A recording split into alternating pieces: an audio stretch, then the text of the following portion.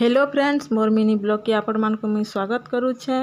आउ इहादे टाइम होचे एटा 7:30। आउ चलून सकालर काम सब सारिक मुझे वीडियोटा स्टार्ट कली।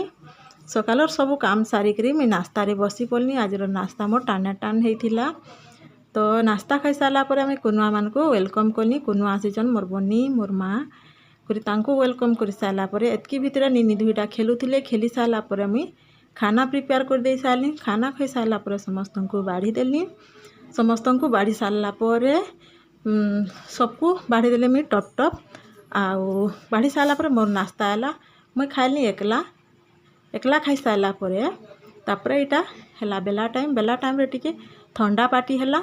समस्ते ठंडा पी सारापर निनी माने शुईले पछे देली निनी माने खाई सारापर तापर यहाँ 4:30 हो गला। 4:30 हो सारापर मुई समोसा चाट बनाली। समोसा देदेली तापर आलू चना तरकारी देदेली मिंची देदेली प्याज देदेली तापर यहाँ गाजर आउ बीट तापर चटनी पतर देदेली तापर मिंकी देदेली तार उपरे टमाटर सॉस देकरी वीडियो के एंड कर।